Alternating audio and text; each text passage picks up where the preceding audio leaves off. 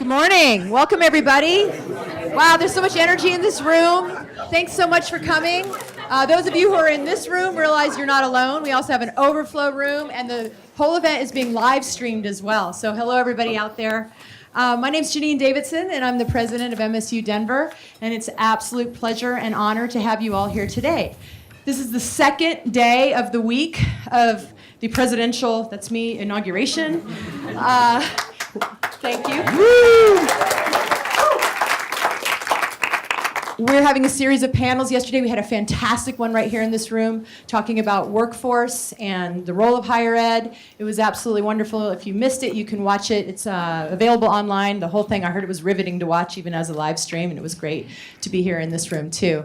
Tomorrow we'll have a panel on cybersecurity, which will be really fascinating, I think. And then Friday is the investiture and the gala, so we'll see all of you all there as well.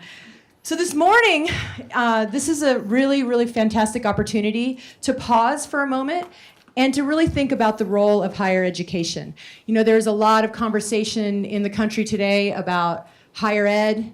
It's too expensive, it's out of touch, it's irrelevant. Everyone seems to love and seems to hate it at the same time. And then there's all of us up here, leaders in higher ed, doing the best we can every single day. And I think I'm honored, privileged actually, to be here in Colorado with so many amazing higher education leaders. And it's really an absolute honor to have them here in this room at MSU Denver today to talk about the issues that face us all. So I'm going to just get right into it and introduce. We have Dorothy Horrell. She's the Chancellor of University of Colorado Denver right here on the Aurora campus. We have Tim Foster, who's the president of Mesa University. And we have Rebecca Chopp, who is the Chancellor of DU here in Denver, and Joe Garcia, who's the relatively brand new head of the Colorado Community College system. So, and moderating this whole event is my friend, Ambassador Dan Baer, also a higher education leader here. He's the head of the Colorado Department of Higher Education. He's agreed to moderate our discussion today, so without further ado, we're just going to go ahead and get started. I'm going to turn it right over to Dan.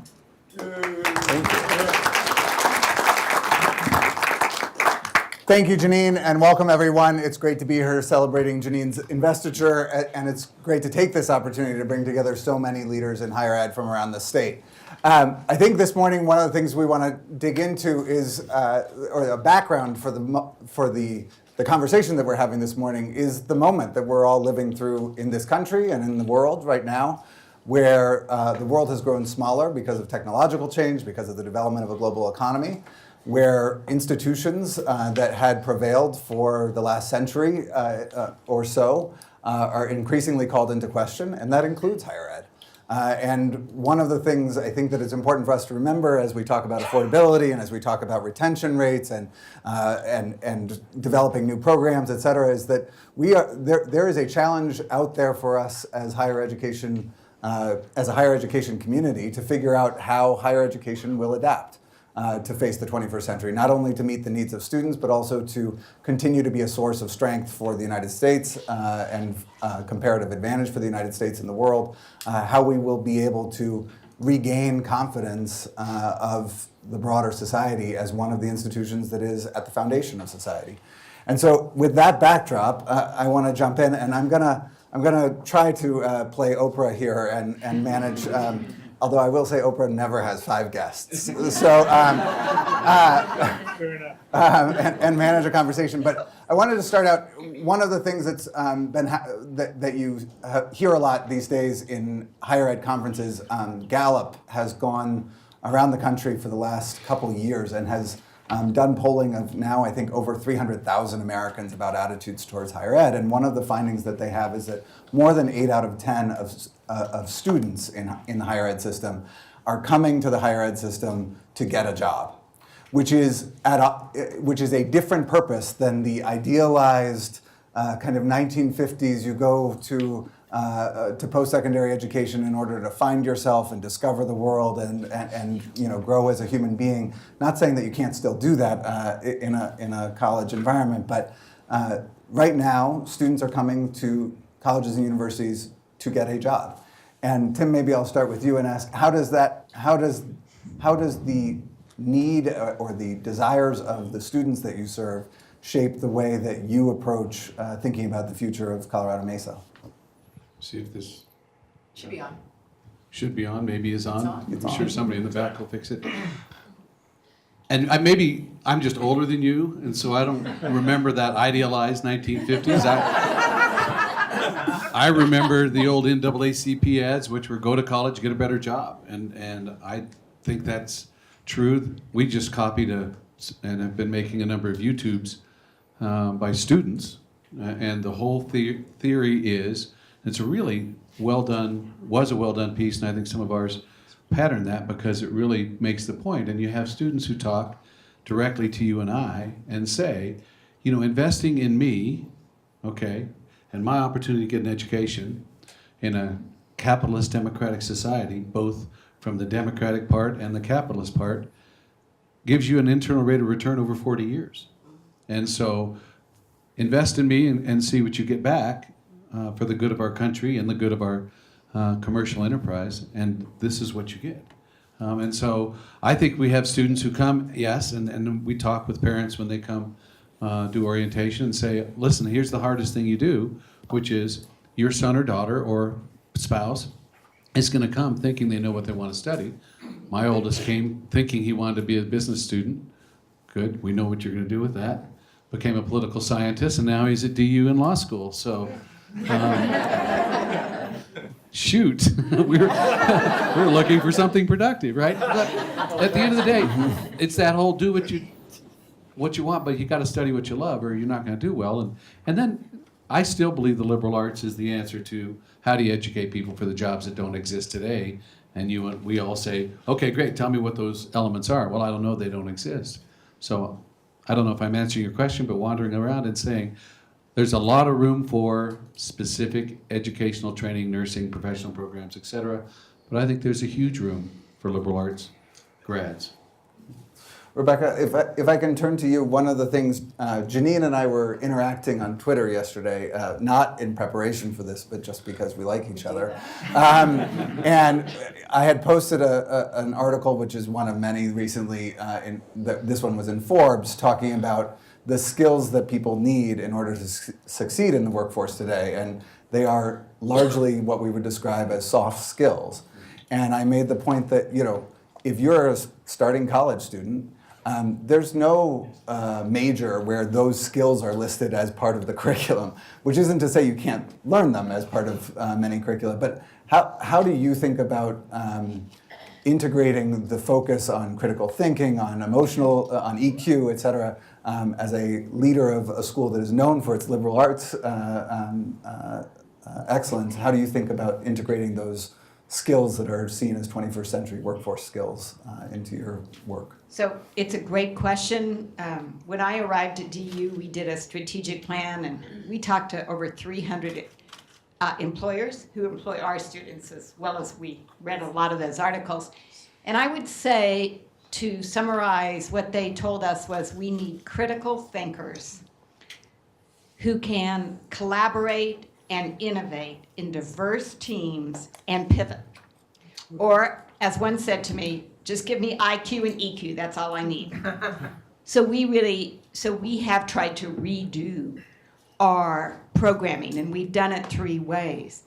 First of all, we've got our faculty. We have about 700 faculty any given quarter out in the community working on projects with students. So we've trained them to focus on collaboration, innovation, EQ. We have a requirement, I know not everybody has this, but many do, of being residential for the first 2 years. It's the first year that matters. So all of our students first get taught of how to join an organization. We aren't taught that any longer. Mm-hmm. Then they go through a series of workshops and exercises and engagements in the residence halls where they learn conflict resolution, where they learn all sorts of emotional and collaborative skills. Everything is about teaching them how to collaborate. And then third, we have redone our career approach. We call it career achievement. It's now a 4-year approach. They don't have the option of coming in their senior year for a resume. first thing they do is take a strength finder test that helps them understand not only what their passions may be and what they're interested in, but also what they need to work on in terms of their EQ. So I think there are lots of possibilities, but I'm fundamentally convinced that education for undergraduates has to be completely rethought, because it's now about navigation, it's character formation, it's about learning to be collaborative, and it's about pivot, pivot, pivot.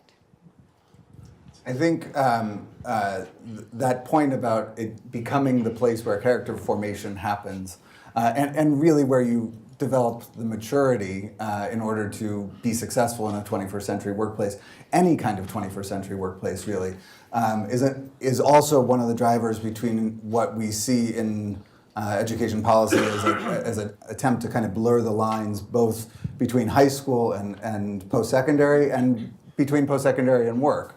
And Dorothy, one of the things you and Janine and Everett share this wonderful campus environment, but you also share a partnership. Teresa has been part of this as well with the Denver Public Schools, among others, and trying to blur those lines for students in high school in Denver, and making sure that college isn't seen as something where you kind of fall off a cliff when you graduate from high school, but actually a continuation of your growth. And Tim made the point that this is a long-term investment, not just for my own personal, for me getting a job, but also for us as a society. And I wonder whether you could say something about the efforts that you are making as an institution to kind of blur those lines between high school and college and help more kids find their pathway into post-secondary from high school.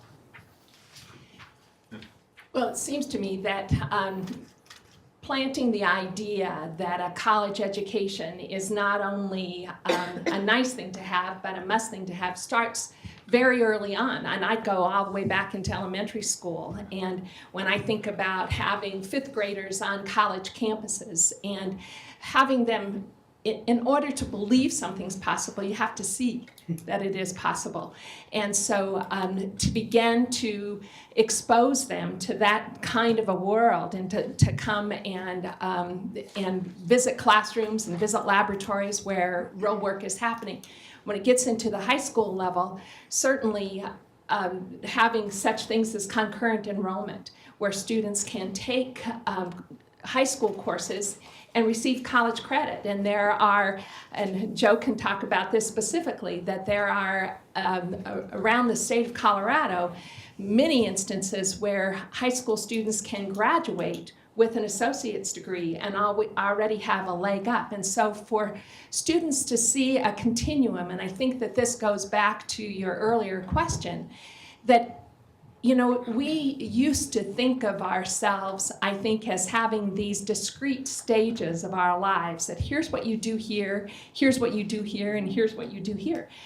Now it really is a lifetime of learning, and I have said before that I almost think that we make a mistake by calling our students as opposed to learners, because in fact that's what we're going to need to be for a lifetime. And so for high school students to be able to have the opportunity to take college coursework, to do things like the apprenticeship model, career-wise, and the work that they are doing as well, where students are able to apply what they are learning. And one of the fundamentals that we know about most people and how they learn, and there's so much more research these days about how people learn, but most folks, when we are in a situation where we can study a concept and apply it directly, that concept, that sticks with us a whole lot longer. And when I think about the nature of the students that we serve, over 80% of our students are working while they're going to school, whether it is working in a work-study program or working in a job in the community. And so that opportunity to blend that, and for high school students, again, to have a head start by having some of those experiences through through career technical programs, but being able to see, and this is something I think we need to work even harder on within the educational delivery system, is for students to see how the pieces connect one to the other. Oftentimes I say that the only people who really look at it as an educational system are the learners who are trying to get through it. The rest of us look at it as somewhat disconnected parts. Yeah, that's a really interesting point, especially in Colorado, where we really do. Carrie Hauser talks about a confederation much more than a system, but for students or for learners, we're trying to build a navigable system that they can find the learning that they need. Joe, you've been in several different seats. You've been the president of a community college. You've been our lieutenant governor. You have been the executive director of the Colorado Department of Higher Ed, and now as the president of the community college system. One of the things that the Hickenlooper administration has made a hallmark of its education and labor policy is work-based learning, from apprenticeships like CareerWise through to encouraging Colorado companies to do more to bring people into companies to learn skills on the job. And I wonder, as you approach this new challenge and really are at the helm of a system that is the affordable entry point for opportunity for so many Coloradans, how you're thinking about integrating work-based learning into the community college system and what you see the future of that for the community college system going forward. Well, Dan, it really goes to the transition question you asked Dorothy, where we look at transitions between secondary and post-secondary from community college to four-year institutions. But when we look at transitions from education into the workforce, it's not a clear line. We need to be preparing students ahead of time. And the work-based learning and the learning at an institution that is focused on work is really critical now to so many of our students. That is, we need to, as Tim was saying in the beginning, students come because they want to get better jobs, but we often don't prepare them well because they don't actually see a job until they graduate. Now at the community colleges and more of our institutions, we're saying let's blur those lines a little bit so they start in the workplace and then they can apply it in the classroom.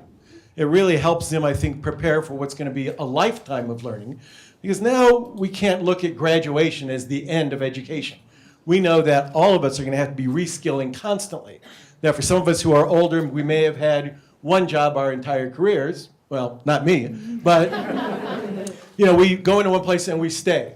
We know that when I look at my kids, they've already changed jobs several times and they're just barely 30 years old. It's a different environment, and each time they've switched jobs, they've had to learn a new skill, learn how to deal with a new environment. So we need to make sure that students understand that once they leave DU or CU Denver, that they're not done, that they can come back, gain an additional skill that's going to help them move forward. Great. And Janine, not last but definitely not least, again, it's a pleasure to be here celebrating you and Metro this week. One of the things that Metro has really defined itself in, and by the way, it's really incredible that we got Janine back to Colorado because there's very few ships here, and former undersecretaries of the Navy rarely choose Colorado as the place that they're going to land. So I feel very lucky as a native Coloradan that we were able to attract Janine back to Colorado. She spent time here before, of course. But one of the things that Metro has really invested in is partnerships, and I wonder if you would say something about what you see the future of partnerships, both with business and other organizations in higher ed. Obviously, Metro has a hotel on campus where that is a teaching hotel, but there are a range of partnerships that you have invested in even in the last year, and I wonder how you see the evolution of partnerships in providing a more rich experience for students in higher ed. Sure. Well, it goes along with what my colleagues are all saying here, and that is higher ed has got to adapt to not only the needs of the economy to be competitive, but also to the needs of our students who are, as Dorothy points out, our students are 85% of them work full-time or part-time. They don't have that fabled 4-year experience right out of high school. And they want jobs, right? And so meanwhile, all of us who are kind of out and about in the community hear from business leaders all the time, and we had a workforce panel here yesterday that say their number one problem is finding good talent, right? And so why they don't want to, they were even saying this yesterday, they don't want to sit back and wait till we're finished with them and then read the resumes and interview, right? They want to be engaged. They want to try before you buy. They want to bring these students in as interns. So one of the things that my predecessor did that I found incredibly innovative and what I want to scale across all kinds of industries across our campus is what happened with the aerospace industry here.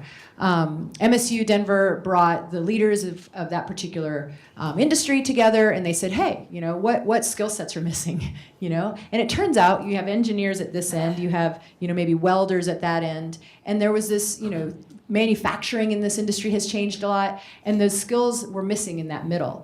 And so with industry, they sat down with faculty, which is kind of amazing, and retooled the curriculum, right? And also even co-designed what the building was going to look like, because to Joe's point, they want that hands-on experience.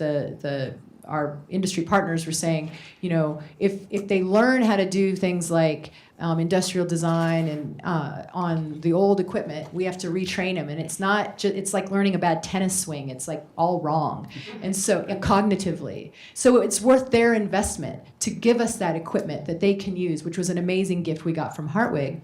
But one of the most I think impressive programs is one we have with Lockheed Martin, where we have some students who are in the program and they're in a co-op. And so they take a reduced course load their last year, or maybe the last 2 years, and they work 20 hours a week on site. So they're not just the intern making the coffee that nobody knows what to do with. They're literally helping build satellites and stuff, which is like way cool for them. And Lockheed says they can't get enough of them. They've hired 80 to 90% of them already. And so that's something we think we should scale. They say, we love that program because we love those students. We know what we're getting. We know what they're learning because we helped design it. And they're diverse. They're Coloradans. They aren't going to move.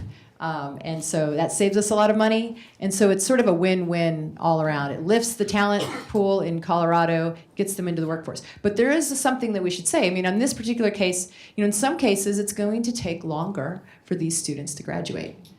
But that's okay, right? I mean, we're so geared into this 4 or 6 year graduation rate, and all y'all parents out there, listen up. I mean, you want your kids to boomerang back into your basement, the best way to do it is make sure they're not going to get a job when they graduate. And one of the best ways you can ensure they get a job when they graduate is if they have these experiential learning opportunities, which may slow the path. And so I think we really need to start thinking about all the ways we're structured to accommodate real life and students' real world requirements. I think that resonates a lot. We hear, and we've heard several times on the panel today, this notion that we're moving towards, Dorothy touched on this as well, a world in which we have some form of lifelong learning. That people are not going to, people are living longer, they're not going to be able to train when they're 20 for 4 years for a 60-year career. They're going to have to come back and get new skills. The world is changing too quickly, the careers are longer, it's just not going to happen. And I think part of the struggle that we're all in right now is that we can see that end state, but the transition is harder to imagine and frankly more multifaceted.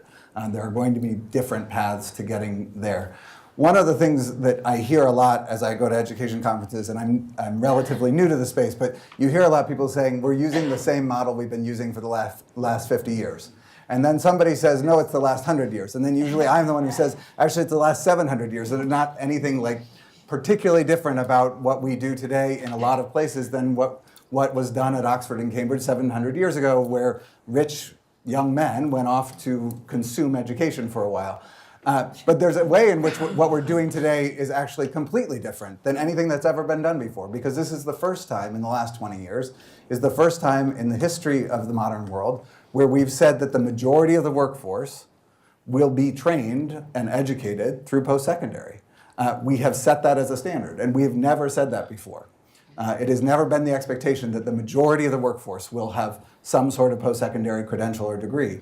And that raises a real challenge around affordability and cost, because where higher ed is no longer, at least in some significant portion, just consumption, where it's actually a necessary requirement for a good shot at a middle class life, we have to address the challenge of rising costs. And we're moving into we had the nice part of the conversation, we're moving into the more difficult part of the conversation, and the audience will get a chance to ask questions of the panel in a few minutes. But I wanted to throw out there this kind of trifecta of affordability, cost, and public investment.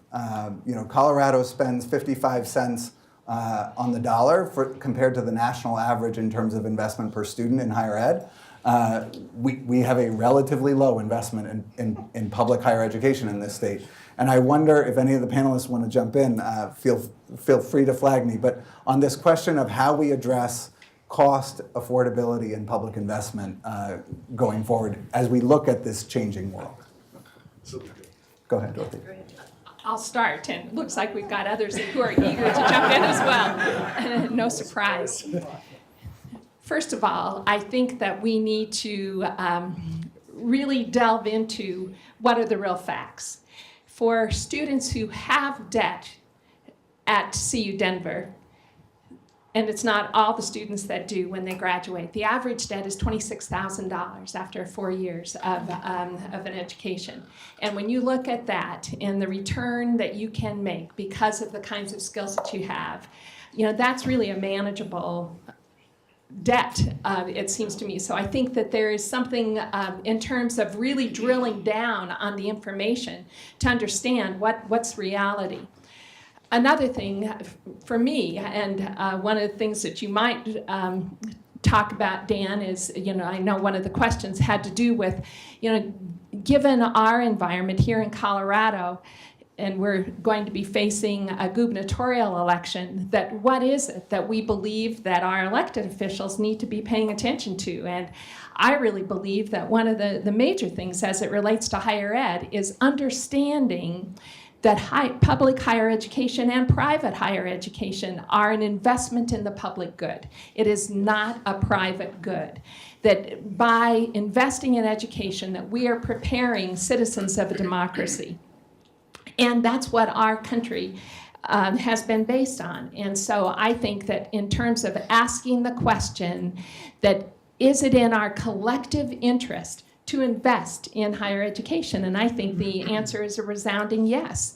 And then how do we continue to make it affordable? And when you are competing with industry for faculty, for example, you've got to pay reasonable salaries for faculty members who are the researchers in our case, and who are very competitive in terms of their opportunities.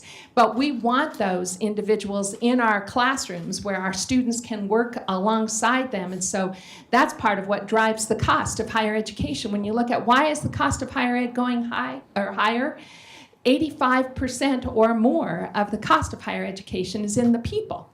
It's a people-driven business. And so to me, I think it is really looking at the value proposition of why it is that higher education needs to be invested in, and why it is that we do things like raising funds for scholarships to make it more possible for more students who are very different than the students who came to higher education in the past. Rebecca, you want to jump in here? Yeah, I will probably just second some of the things that Dorothy said. First of all, I think it's very important to get to the facts. So our average debt load, and DU and Colorado College would be the highest tuition. Our average debt load for students is $28,000. We're all right there. How do we do it? We give a lot of financial aid. When you look at all that public rhetoric, it is almost all really around professional degrees. It's around the law school people, the psychologists, the social work. Many of those are graduating with $100,000 or more in debt. It is not around undergraduate education, but that's a fact that's very hard to say. And even with that, I think we do have to see that we are dramatically challenged around the cost of higher education. The second fact that needs to be told, and somebody can study this, but I haven't found a person brave enough to, so I see some brave faces out here. So when I was in Pennsylvania at Swarthmore, I said to an economist in the state who I knew and to one of the higher ed economists at Penn, tell me what the heck is going on. I don't see state budgets decreasing, they're increasing. So in Pennsylvania, it was prisons and healthcare.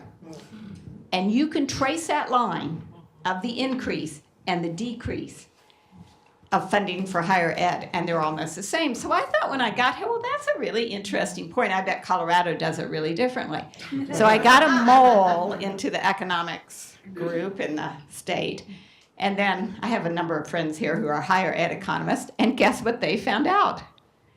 It's the funding of healthcare and the funding of prisons that have caused us to reduce this funding in higher ed. Now, that's a political nightmare for a president to discuss. I can't even use the names of people.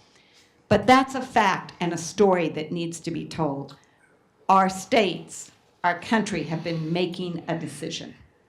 And they don't always understand the implications of that decision. And it's a very serious decision.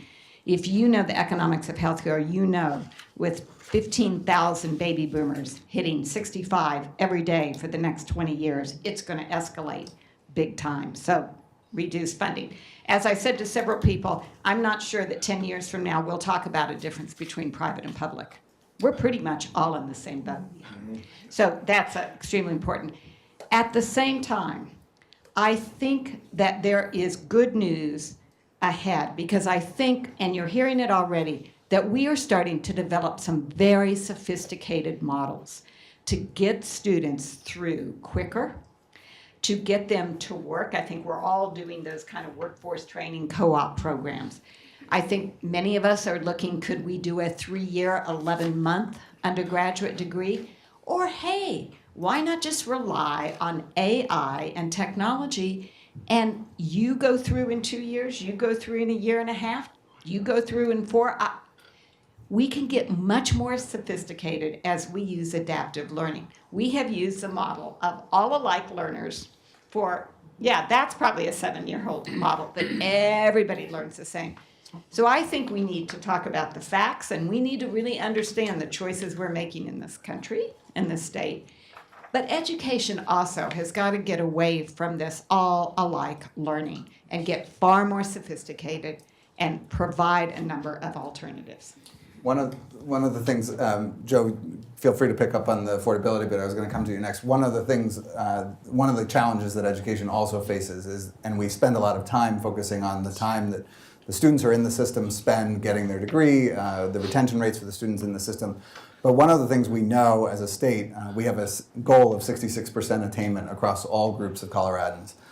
Today we're at 56%, but that covers up some radical differences in the way that different groups of Coloradans, the number of people within different groups of Coloradans who have some sort of post-secondary credential or degree. And we have the largest gap in the country in our Latinx population, of states that have a population of over 1 million Latinx. We have the largest gap in the country. And so one of the challenges we know, and Janine, you talked about how companies that are here, their hardest challenge is talent. And that is not a unique thing. I mean, we're very lucky to live in a state where we've been named the strongest economy in the country in the last week, the best economy in the country in the last week. There are employers who are looking to hire people. We know that we want that to continue. We're very lucky to live there. But if we can't provide the homegrown talent, we won't be able to import it sustainably over the long run. Forever and ever, especially if we're not providing good schools and good futures for the people who are raising families here. We need to be educating more Coloradans, and more Coloradans means we need to be educating all Coloradans, and we will not reach our 66% attainment goal if we don't do better at closing the equity gaps that we have. And that too is an affordability challenge, because if you look at the way that debt loads break out, they break out unevenly over different people of different ethnic backgrounds. And Joe, I wondered if you would jump in. You've been a champion of the equity work that the department has done in the past. And I know that this is a focus that you've had in your past work, and I assume it's part of what you're taking to the community college system as well. Absolutely. That is one of the biggest challenges we face in the state and, frankly, nationally, that we do a pretty good job of educating people, frankly, who come from already educated families, who are white and middle class. Virtually all those kids go on to college, and virtually all of them succeed. A quick word about debt, though, because we did address the debt upon graduation of the graduates of your institutions. That's not as big a problem as, frankly, the debt load among students who don't graduate. And that's what we don't talk about. The students who don't graduate and the students who owe on average about $9,000, those are the students who are going into default and whose lives are forever changed by that credit rating, that inability to buy a house, to invest in a small business. We need to make sure that more of our students who start actually finish. That is a particular problem at institutions that are access institutions like community colleges, like Metro State, Adams State, CSU Pueblo. We serve those students who are first generation, low income, and students of color. Those are the students who are most likely to show up academically underprepared and financially under-resourced. And how do we serve them? We serve them at the institutions that have the least to spend. It's like we send our sickest patients to the most poorly equipped hospitals. And we save the best hospitals and the best doctors for our healthiest patients. That's what's wrong with our higher education system now. We're not spending the money where we need to help the students who can benefit us and themselves the most. We're spending money on students who are going to be successful anyway. What we need to do in this state, where it's 3 times as likely, if you're a white middle class, you're 3 times as likely to have a post-secondary credential as if you're a Latino and working class. 3 times. That's not going to work for our state because look at any elementary school classroom. There are not that many white faces anymore. They're increasingly black and brown. So I would say our current workforce is aging, as you noted, Rebecca. They're getting older. So it's the older white folks. Our current workforce is getting grayer. Our future workforce is getting browner. We need to make sure that that workforce is getting educated to fill jobs that are increasingly dependent on a post-secondary education. Tim, you wanted to jump in. Well, and I was going to go back, and I think it's interesting because we throw out statistics to you, and sometimes those statistics, I don't think they serve us well when we use federal definitions. And when we talk about $28,000 average debt, that's of students who borrow. Right. Half the students at Mesa don't borrow. Same. So the average student debt is 14 if you do simple math. And so when we throw out statistics like that, I don't think they're productive, and I don't think they're helpful to really talk about what the real numbers are. I agree with Joe 100%. The most heartbreaking thing to watch on a college campus is sitting with a student who's exiting and has borrowed, or to watch them borrow, and you have to appreciate how the federal system is set up. If we have a student who qualifies to borrow federal funds, we have to tell them the maximum amount that they can borrow. And we cannot intervene in that conversation and say, you don't need that much money, okay? And so we actually applied to the US Department of Ed 5 years ago and said, why don't you allow us to intervene and become a credit friction in that conversation and say to students, you don't need that much money, and so we're gonna limit how much you borrow. Because every one of those students borrows the max. When you say you can borrow this much, they borrow that much. And it is inordinate, it is what leads to some of that stacking of debt on lower income students. I want to flip the conversation a little bit though, because I think Rebecca took us in an interesting direction. And Brian Burnett, actually, who worked at the University of Colorado, did his thesis on percentage of general fund, and we've kept it up, and it tells exactly the story. And Rennie Fagan's here. Rennie was in the legislature. All right, everybody here's in the legislature. You're all going to run, and I guarantee one of the things you're going to talk about is public safety, right? We want to make sure bad guys stay in jail. Okay. What's the next thing we're talking about now? Medicare for everybody. Want to know what's driving healthcare and Medicaid budgets? Exactly that, the Affordable Care Act. For the first time in the history of this state, Medicaid went up during a time of economic expansion. So Medicaid is taking a bigger piece of the budget. K through 12, we all love K through 12. We're all going to say absolutely. It's in the Constitution. We're required, all of us legislators, to fund it fairly and equitably. So it gets a big chunk. And guess what? We all love higher ed, but as Betty Neal, who was on the budget committee, a long time ago said, the budget committee is the most boring place in the world. You fill in numbers. What do you need for Medicaid? What do you need for corrections? What do you need for K through 12? And what's left is what we get, and we fight over. And you have legislators every day who say, I love higher ed, I want to invest in higher ed, but the money's gone at this point in the conversation. So either we need to decide that there's a limit to our wants and needs, get serious about prison reform in terms of what are we going to do with drug offenders and those sorts of things, or are we going to increase revenue somewhere? And I tell you, given the pace at which we're going down this road, those are the policy decisions you have to make. You're now all in the legislature, okay, which one do you want to do? And the flip side of that is, our weakness is exactly where we started. Looked at it different ways, the business folks in this room. I look at you and say, we produce more college grads at the least cost in the country. Okay? We invest the least amount and get the most out of our higher ed system. And as a business person, you would say, sounds like a good thing to me, right? We're super efficient. Thanks for doing that. See you guys next year when you come to talk to us at the budget committee. And we say, no, you don't understand. We could do more and do it better. But there's your reality. Put yourself in the shoes of those governors, candidates, and those legislative candidates, because you got a real Rubik's Cube that I don't know how to solve unless you interject either some restraint on one side or more revenue on the other. I want to turn to the audience now, if that's okay, and ask if there are any questions in the audience. If people are online and want to ask questions, they're welcome to too. I think they'll magically appear to me. And I'm going to resume my impersonation of Oprah and run up and down the aisles if people have questions. Yes. I'm Allie Resack. I'm with Manufacturer's Edge, and I just have a question that nobody's sort of addressed yet. And being out all over the state, in rural areas as well as high-density areas, I'm hearing the same thing. In industry, and in every job description you can think of, it's just this word millennial, right? And that frightens me because that is the generation that we're leaving our country to. And I just want to know how we're going to change that stigma of millennial, because my parents, I don't know what they called my generation, but they were like, we're leaving the country to that.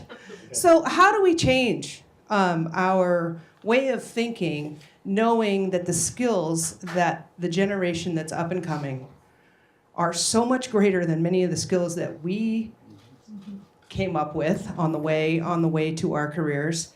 How do we change the stigma or pigeonhole that we're putting these kids into, because it's really affecting their whole psychology? They're going into a job interview and feeling already, they're looking at me like a millennial. So I need your help. Dorothy, and then I think what we need to do is to hang out with them a little bit more, because what I think is that they have a whole lot more figured out than we ever give them credit to for doing. And all I have to do is to sit in a circle of them and hear them talk about, they are savvy. They are exposed to things that we never were, and they're making sense of it. I'd love to hear them grapple with each other and to stay in the conversation as opposed to hitting a wall and backing out of it, because they'll delve into it, and to keep into that as well. I think they are very resilient. I think they are, we need to provide systems that are much more nimble than we have been experiencing, because they're ready for that, I think. And so, I'm very hopeful about the future. I had the opportunity this summer to spend 2 weeks with CU Denver students and students from other universities in Rwanda and Uganda, and I watched them grapple with the reality of the poverty that they were seeing, and being problem solvers and utilizing the kind of ingenuity and innovation. And so I think if we frankly, we somewhat need to stay out of their ways, because I think that when we put them into these conscripted areas, that we, in fact, I think do more damage than good in allowing them to create some of the solutions that are within them. Janine, I wonder if I can turn to you for a question from online. Well, there are two questions, actually. One is how we can create more concrete pathways for students to develop abstract abilities, which Rebecca spoke to, the way that DU is working on that. The other is something that we haven't talked about, which is what are some of the alternative credentials employers will see as a signal for hiring? You know, we often talk these days about the fact that a bachelor's degree is a proxy that employers use sometimes more out of laziness than out of actually believing that it's an indicator of skills. And I wonder how you see, do you change the bachelor degree so that it's more than a proxy, or how do you see employers changing what they look for? Yeah, I mean, I think eventually we're going to have to start thinking seriously about what a bachelor's degree is, or if that's the right rubric, if that's the right thing that we need. We have barriers in our way. We have the credentialing process that's national that says, what a degree is, but we are the leaders in higher ed, and I think a lot of us are starting to talk about the need to be a lot more flexible. And so some of the work I think that Trace is doing, right, where you come in, you have to help also, you have to help employers understand how to find what they're looking for. And one of the ways we're doing that, or we're planning to do it even more, is to really start to have a lot more dialogue and pathways where the students are working on site and the like. But also what I hear from employers is, they don't necessarily know how to access an intern, or access or make best use of an intern or an apprentice. And that's during the educational pathway. But then later they get a resume and it says bachelor's of this. And so there's some work being done now that's saying to employers, let's not talk about what degree you're looking for on the resume. Let's talk about what qualities you want in your employees. What kind of people are you looking for? And that's the nut we have to crack.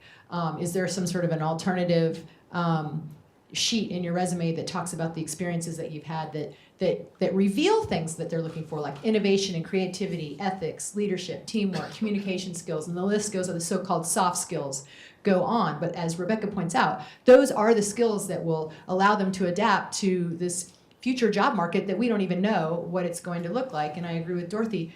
Stay out of these kids' way. I mean, the millennials, everybody always talks about the next generation that's coming up as, they say the same about the Gen Xers, and then look at the amazing things they did in Silicon Valley, that the previous generation would never even have envisioned. And so I think we have to find ways to have that conversation more deeply with the HR folks and the people in these, to say, look, we had these programs at our university where we had a cohort of problem solvers where they came together in an interdisciplinary way and learned how to approach something like the housing crisis or an infrastructure crisis, where you bring in engineering students and business students and humanities students, the way we do in the real world, right? But how do you reflect that on a resume? And I think that's the nut that we have to crack. I think it's very doable. Great. Other questions? Wow, lots of questions. Let me go to the back a little bit. Thank you. Hi, Amit Mrig, Academic Impressions. Appreciate all of your time and perspectives. I think it's interesting the conversation has focused around, first we started talking about the outcomes that we produce as institutions and how we better integrate the core of the liberal arts with more practical, concrete outcomes that students need in terms of employability. And then the conversation around affordability, to me, seems more about who pays and how much they pay, which is different than how much it costs to provide the education in the first place.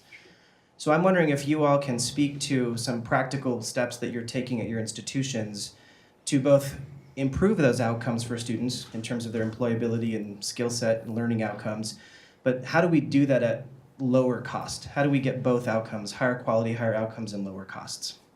I'm going to collect a few questions because I know we're running short on time, and so you had your hand up. We keep having this conversation amongst the higher ed people, AAC&U, and all the benefits of liberal education, but I don't know that we're getting the word out to other people. So it's what they're believing is what Gallup is telling them. So what are we doing to change the narrative about the benefit of higher education? Okay. One more here, and then one up front. I'm kind of interested, and we talked about kind of near-term future of education. What are you seeing as the disruption that's coming maybe over the next 10 years? And what are you doing to prepare for it? Right. You guys are going to each have to choose a question.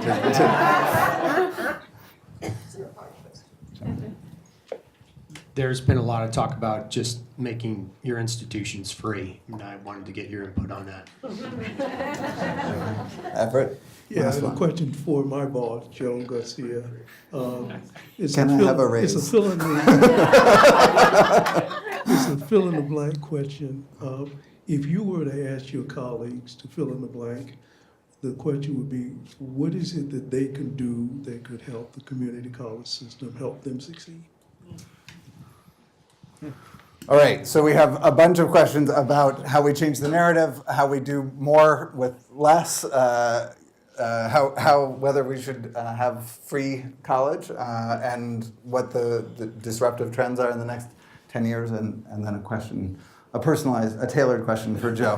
Why don't we start actually with you this time, Joe, and we'll work down the line. Yeah, I can get to Dr. Freeman anytime, so I'll answer that question later. I think it really is, though, John, when you ask about free college, we have to define what does it mean to call it free. Somebody's still paying, and who is it, and what are the outcomes? Now, we used to talk about K-12 education the way we talk about higher education now. That is, people are always, over the last many years of my career, people say, why does everybody need to go to college? Well, 100 years ago, we were saying, why does everybody need to learn to read and write? Well, eventually, we decided that to grow our economy, people did need to have basic skills, so we said, we're going to have compulsory education, and we are going to pay for it collectively as taxpayers because it benefits all of us. Now we're saying, and it's very clear, that a post-secondary credential is necessary for somebody to get a job that allows them to not only support themselves, but to contribute back. And if we say that now is the minimum required, then we, again, as taxpayers ought to say, how are we going to pay for it? Now, it's on us at higher education institutions to try to keep costs down to make it possible. But we also are in this weird push-pull of higher education where, for example, Chancellor Chopp, for the students she wants, she's competing with other elite institutions, and they're all competing for those full-pay students who are well-prepared to succeed. And for her, for those students, being low cost isn't the driver. Cost isn't really determinative for so many of those students. I mean, that's why CU has a buffalo-shaped swimming pool. It's not helping them educate, it's helping them attract full-pay students. I'll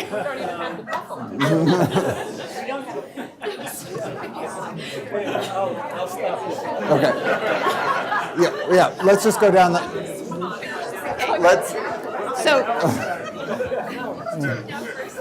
shots fired. Shots fired. And I want to say that we may be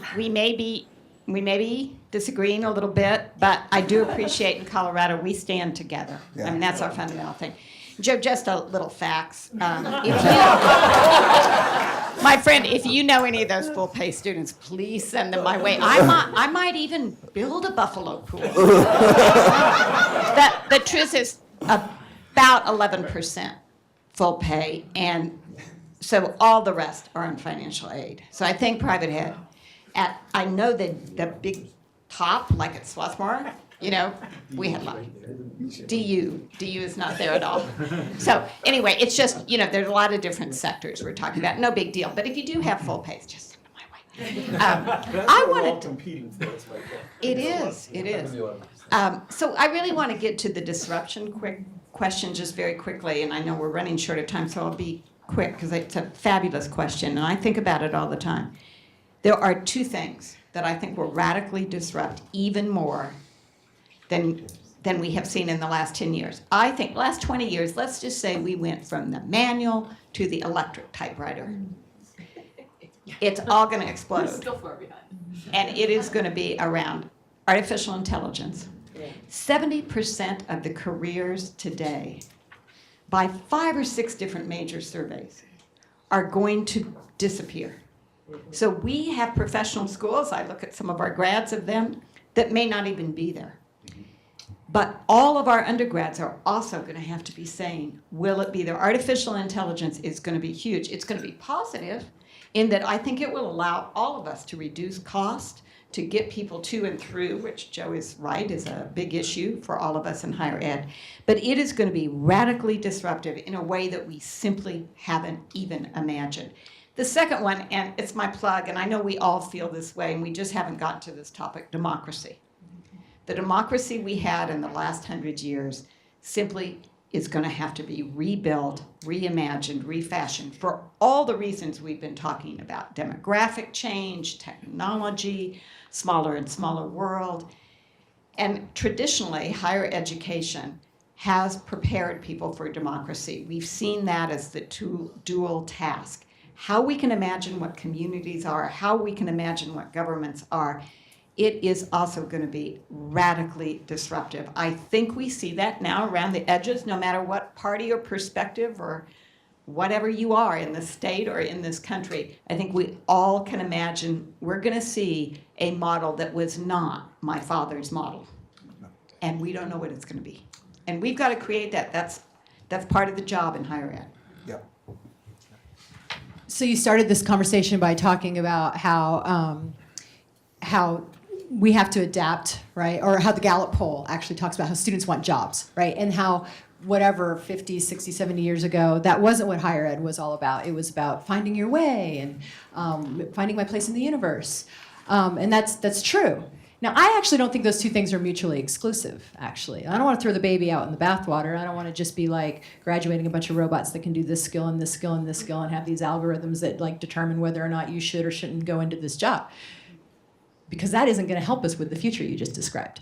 And it is people who, part of finding your way is having that conversation with yourself about where your place is in the universe, and that a liberal arts education and studying the humanities and those sorts of foundational things, I don't think we should throw out. Because I do think that is what helps do both, right? Prepare for today, what employers are asking for, and then graduate community leaders and citizens who can flex and adapt and pivot, to use your word, to something new that we don't even know what's going to exist, right? And so I think we have to continue to balance on those edges. There's a lot of people out there, whoever talked about narrative, which narrative do you pick? Higher ed is irrelevant. Look at Bill Gates and Apple and these kids. They built the stuff in the garage and then they became billionaires. Why does anybody have to go to school? Well, that just shows if you win the lottery, you don't have to go to school. For the vast majority of the rest of us, and one of our alumni who spoke at Convocation a couple weeks ago made that very point. He grew up and he kept trying to start businesses and he kept failing. He kept trying to start businesses and he kept failing. And he had done really, really well at his paper route when he was a kid, so he thought, how hard can it be, right? But it turned out to be pretty hard. And then he came back to school, and what he said was, it wasn't that I didn't kind of know what to do, it's just I didn't know all the deeps of the hows, and I didn't know the who's.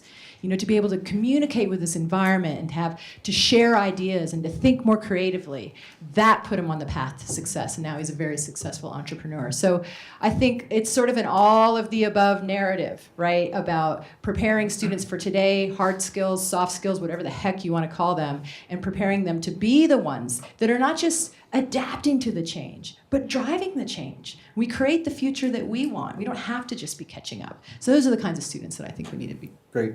I know we're running out of time, but I want to give Tim and Dorothy also a chance to have a last word and respond to some of the questions. Well, and you had a question on cost, and so I will tell you that everybody up here can repeat the examples I'll give you.